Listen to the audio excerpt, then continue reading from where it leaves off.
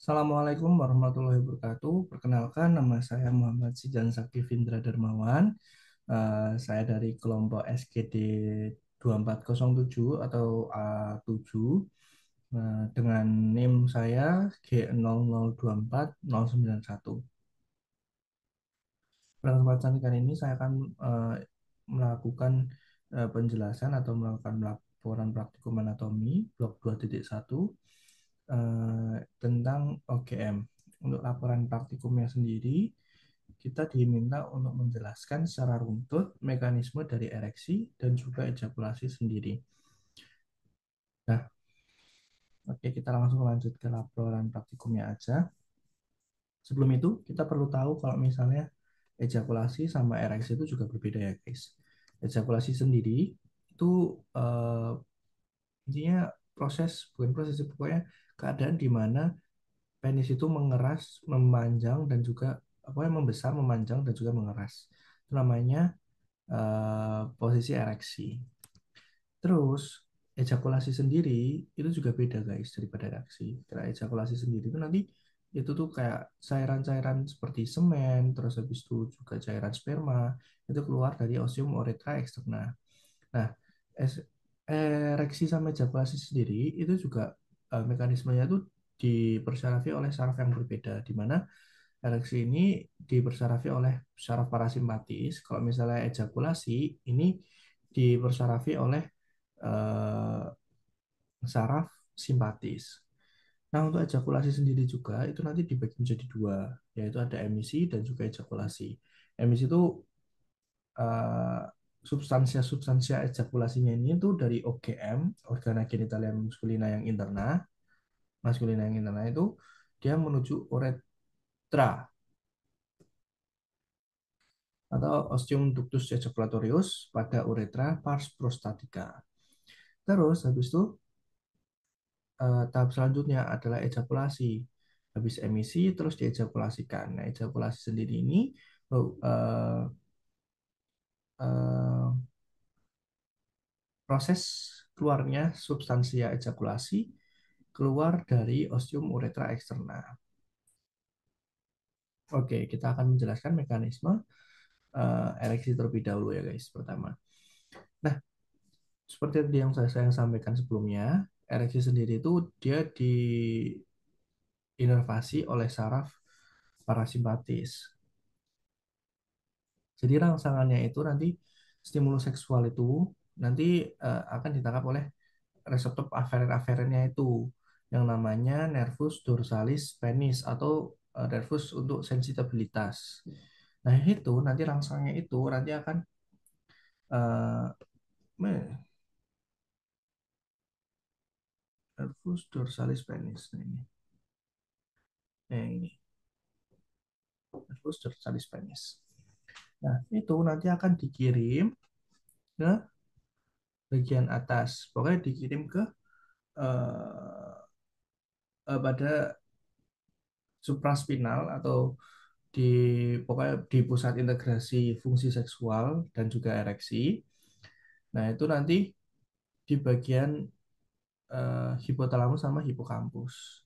Nah, impuls yang setelah diolah dari hipotalamus dan hipokampus itu nanti akan dibawa oleh efektornya.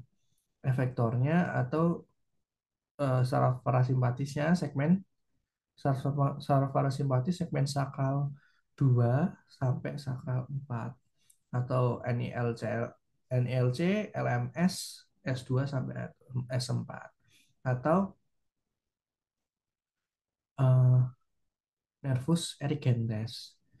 Nah, nervus erigens sendiri ini kan tadi kan merupakan serabut parasimpatis yang dia tuh nanti ngasih efek relaksasi otot. Otot. Jadi di korpus penis itu kan di korpus kan ada dua, ada korpus cavernosa sama spongiosa.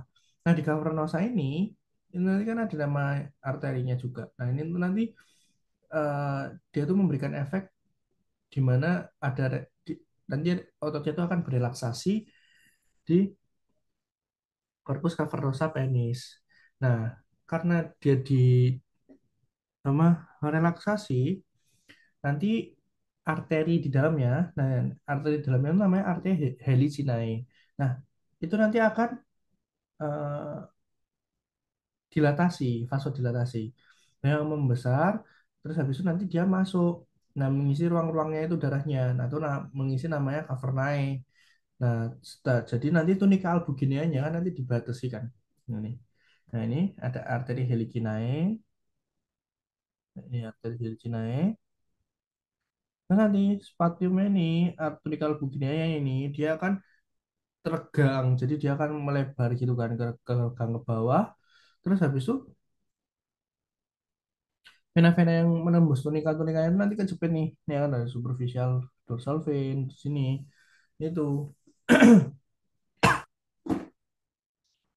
Nah, dengan kayak gini, ini tuh nanti akan mempertahankan penis dalam posisi nanti eh,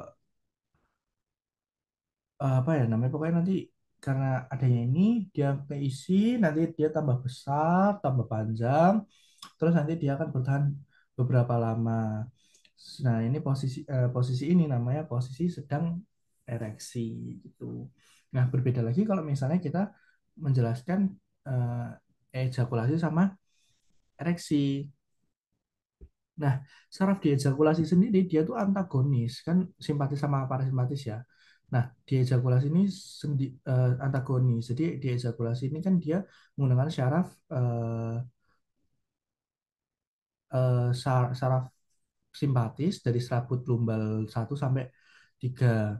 Nah, ini itu nanti dia akan menginhibisi ereksi. Jadi dia akan menghambat ereksi, terjadi ereksi. Nah, seperti aku jelasin tadi di awal, ejakulasi sendiri itu terdiri dari 2 parts, yaitu emisi sama ejakulasi. Nah, nanti waktu untuk ereksi sendiri itu nanti di bagian kulit di glans penisnya ini itu nanti ada namanya saraf pudendus, nervus pudendus nih, nervus pudendus di bagian kulitnya. Nah, itu dia tuh akan membawa rangsangannya ini ke NILC LMS segmen lumbalis 1 sampai 3. Nah, pas proses emisi nanti semuanya itu berkontraksi dari ductus deferensnya, otot-ototnya, kayak otot kelenjar fascialis, bulbo retralis, terus habis itu juga sphincter vesica urinaria itu juga nanti akan berkontraksi. Jadi dia akan apa ya kayak proses untuk pengeluaran gitu, tapi kan dia harus kontraksi dulu kan apa namanya otot-ototnya. Nah, proses ejakulasi ini itu nanti